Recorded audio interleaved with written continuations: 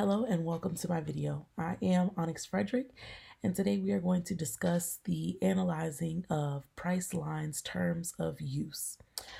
Just a disclaimer, the following information shared in this video are for educational use only.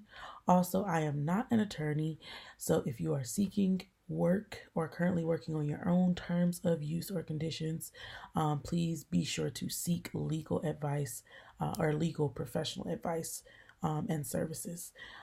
So let's get started with the background information. Again, we are going to be looking at the company Priceline. Priceline is an online travel agency for finding discount rates for travel-related purchases, such as airline tickets, hotel stays, rental cars, and other things for travel. The company facilitates the provision of travel services from its suppliers to its clients. It is headquartered in Newark, Connecticut, and is wholly owned by Booking Holdings, who's also responsible for Kayak.com, Booking.com, and other booking sites. So just a little bit about terms of use if you're not sure what that is. Terms of use or terms of service is a legal agreement between a service provider and a person who wants to utilize that service. The person must agree to abide by the terms of service in order to use the offered service. Terms of service can also be merely a disclaimer, especially regarding the use of a website. Terms of use and terms of service are both business and legal documents. So businesses change over time, and online business changes faster than any other business. So if you've ever used a website, normally they have a check this box to agree to the terms of use. And so that's what we're going to be reviewing today for the company Priceline. So when you're looking at terms of use, you want to sometimes ask, is it a binding contract?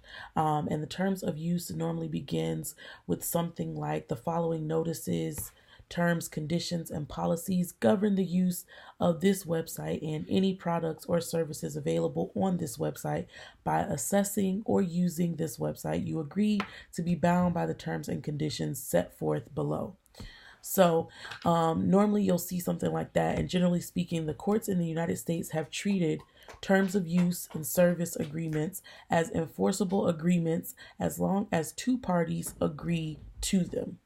So if you look at Priceline's website and review their terms of use, in the second paragraph, it states clear as day that by accessing any area of the site, the you agree to be legally bound without limitation, qualification, or change, and to aid by these terms and conditions, which will constitute our agreement. And then it proceeds to say that if you do not agree with any part of the agreement, that you must discontinue use of the site. Right? So it's like in the second paragraph, as soon as you click on their terms of conditions at the bottom of the website.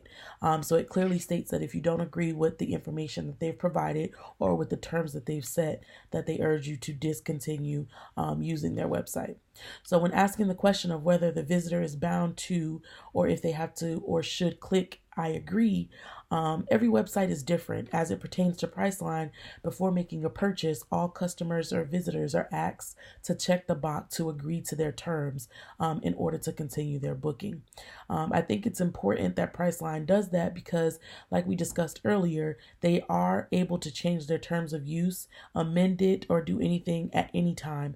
And so by making the visitors click that box every time they make a new reservation or anytime they make a new booking, it allows you to make sure that they have agreed to the most current or more recent terms of use or conditions. So next we want to discuss disputes. After further reading Priceline's terms and conditions, if you look at part 1, legal action, section A deals with arbitration and disputes resolutions. And in the portion of their terms of use, it clearly states that Priceline is committed to customer satisfaction. And if you have a problem or dispute, they will try to resolve it.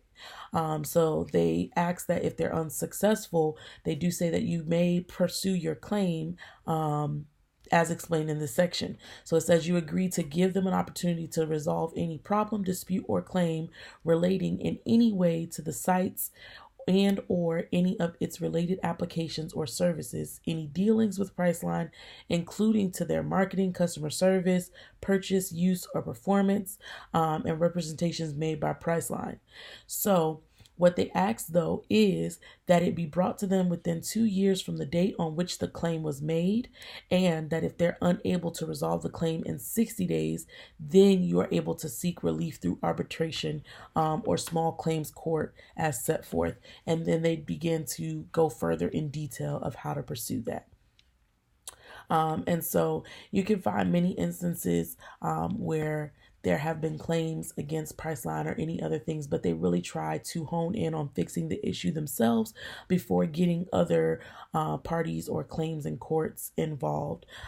So that's something that's good, but it is clearly listed in their terms of use of how to pursue any disputes. So when asking the question of any changes after reading the full terms of use, looking at sections A through F, I think they're very thorough in the information that they provide, and I think that they did a very good job of trying to cover anything that could happen or any issues that would arise with their clients or customers or visitors in trying to book sites or book trips and any other type of travel needs. So I thank you again for joining me for this presentation on analyzing and looking at Priceline's terms of use.